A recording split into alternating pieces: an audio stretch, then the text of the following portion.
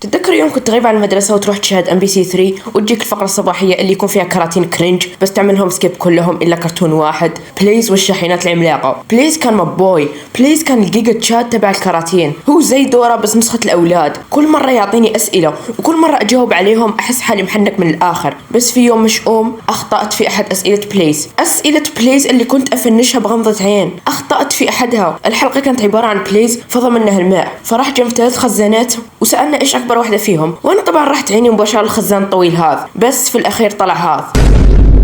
حسيت بخيبة أمل، رحت عند مليون طبيب نفسي عشان أتعافى من الصدمة. خزان زي خشم مايك تايسون تقول لي أنها أكبر من الخزان هذا؟ المهم بعد مرور السنوات وبعد ما كونت مجتمع من 6000 متابع بفضل الله ثم بفضلكم، تذكرت بليز والشاحنات العملاقة، فقلت oh hell yeah let's نتنمر ladies and gentlemen.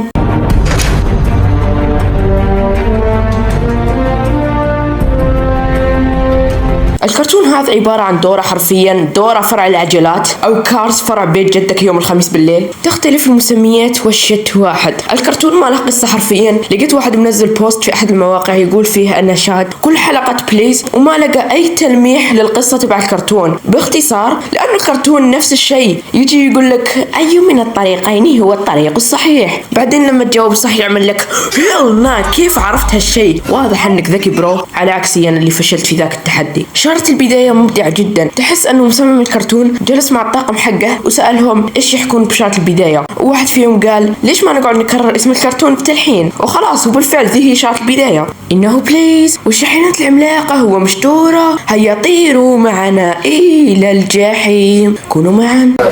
الزبدة نشوف هالحلقة يكون بليز واخوياه طبعا عنده أصحاب زي هذا الأحول اللي يشبه أبو فلة اسمه AJ، والبنت مش مهتم باسمها بس بنسميها أوزي. المهم يكون عم يمشي على الزبدة لأنها سيارة عملاقة وحركات ياي، بعدين تجي بومة آلية وتشخ عليهم وتهرب. إن هذا الجليد زلق بشكل كبير. نو شيت برو، ما كنت أعرف أن الجليد بيزلج، معلومة جديدة حطيناها عندنا. نايس. لنعطي الإطارات أسنانا حادة، قولوا أسنان حادة، أسنان حادة. بعدين يجي ذاك كراشر اللي من المفترض يكون باد بوي وحركات، بس هو ما ادري شكله ناعم حتى من بليز. بعدين يطلع من كيسه روبوت طباخ عملاق عشان يمنع بليز واصدقائه من الفوز بالسباق. بعدين الروبوت يرمي كعكة مافن عملاقة، وبليز كأي سيارة وحشية عملاقة عندها قدرات خارقة اكيد بيسوي الشيء الصحيح، يطبق عبارة الهروب نصف الوقود. بعدين يقرر يسترجل ويعطي أحد أسئلته المحنكة، يطلب من المشاهدين يقولون قوة النمو. لإعطاء الإطارات قوة نمو قولوا قوة نمو، قوة النمو. يدعس بليز على الكعكة ويروح عشان يدعس الروبوت، بس الروبوت يبدأ يترس كأنه حامل بالشهر التاسع، فبيطلع كعكة أضخم من ذيك اللي قبلها، فبليز بيحاول يصير أكبر مرة ثانية. في أكبر أكثر، عدوا لي 5 معنا. 1 2 3 4 5. فبيطلع كعكة أكبر ويتعاد نفس السيناريو. هيل ما بذل حالي مرة ثانية. سكيب. فبليز بيقتل هذا الروبوت كمان. يوصلوا المكان اسمه جزيرة الحمم. نو شيت برو. بعدين يجي كراشر الباد بوي عشان يفوز بالسباق اللي حتى باستعمال الغش وما قدر يفوز. المهم بليز يقول لنا انه اذا صرخنا هيا يا بليز بيصير سريع. لتعطوني السرعة القصوى قولوا هيا يا بليز. No, it can't be.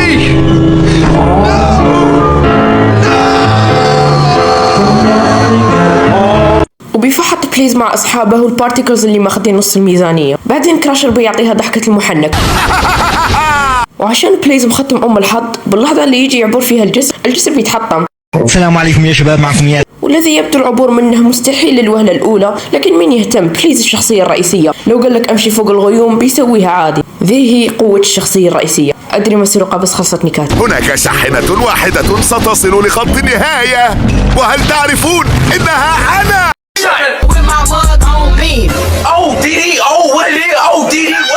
بعدين يقدر يعبر الجسر ويوصل للبيوم الثاني، فبعدين يلقى بليز ديك الروبوتات ويطبق مقولة كل امرئ لنفسه والله للجميع. لدي شريط لاصق وكرة سلة، أيهما لزج؟ الشريط أم كرة السلة؟ الشريط. No, it can't be.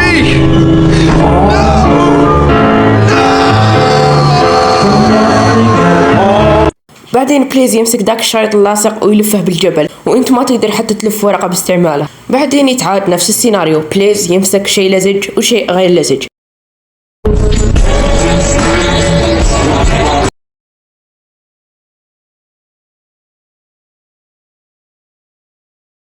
وبليز خلاص بيروح. بعدين بليز يكون قريب من خط النهاية فبيفتحها له من وراء ويفحط، والمحنك كراشر حتى بالغش والسواليف وما قدر يفوز لأنه الأطفال اللي يتابعون البرنامج ما يحبونه، وزي ما يقول صديقي ديدي اكسب محبة الأطفال تعيش مبسوط. المهم بليز يطلع الآيس كريم من رجله ويوزعها للناس والحياة حلوة. المهم نروح لهالحلقة، يكون في ابنة عم بيكل، تعرفون ذاك الأخضر حرفيا أكتر سيارة شكلها عادي بالكرتون، خلينا نسميها مخلل. يقوم كراشر مفعل ديدي مود وعم يتحرش بالبنت، يجوع كراشر المحنك ويلقى مارشميلو ويبدأ يتخوث ويحكي مع حاله. بما أنه لا يوجد أحد هنا يمكنني أن آكل الكيس كله ولن يعرف أحد أبدا.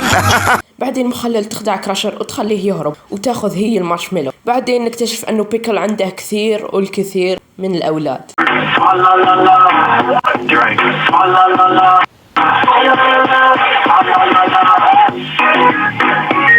بعدين نكتشف أنه بناته اختفوا فيلقاهم بالنهر. بعدين بليز يبدأ يطرح أسئلته الغبية ويلقى البنات واحد واحد عشان يساعد صديقه بيكل المسكين، مش عشانها عايز ياخد واحدة منهم. المهم ينقذهم كلهم ويعملوا مخيم وياكلوا مارشميلو. كراشر المسكين لأنه شرير ما يحصل على أي شيء يبغاه، ويبدأوا يعملوا طقوس هندية بسبب ما. أوكي الحلقة قصيرة مدري ليش. المهم نشوف الحلقة اسمها بليز وإنقاذ يوم الأرض. اسم جميل، حلقة خفيفة دسمة، وإن شاء الله منموت من الكرنج. يكون بليز يلعب مع خويه اللي أروع منه بمليون مرة. بعدين يتعبون فيلقون مروحة، والمروحة هاي من المفترض أنها تعطيهم طاقة، فيبدون يتخوثون ويروحون عند المروحة، بس الرياح تكون قوية وما تخليهم يمرون.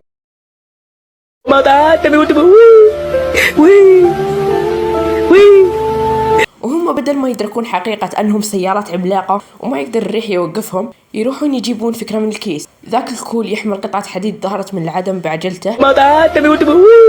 بعدين يخلوا المعدن مقوس فيتمكنون من العبور. وش الحكمة من هالشيء؟ والله ما أعرف. البطارية دارينغتون قد شحنت بالكامل؟ لا، لكن أوشكت أن تكتمل. يروح بليز وأبو طابوق للصحراء ويلاقون مولد طاقة شمسية ويحطون البطارية، بس لأنه بليز ما شاء الله عليهم ختم أم الحظ بتغيم السماء وتغطي على الشمس، بس لأنه بليز شخصية رئيسية فانبعث ضوء من السماء. فرح بليز بسرعة ومسك صفيحة الطاقة الشمسية وجرى وراء الضوء بلا لا يطلع أبو فانوس، بس لأنه بليز مختم جد جد جد الحظ اختفى ذاك الضوء كمان، فبدأ من مكان ثاني حتى انشحنت البطارية. ويكون في جزء ثاني للحلقة حيث يكون في راكون سيارة وبليز يبدأ يشيل قارورات أو مدري إيش بالضبط. الجزئية هاي معطوبة وأنا دماغي تحمل بما فيه الكفاية من الكرنج، لهذا بس كان معكم ريان وده هو دورة فرع العجلات.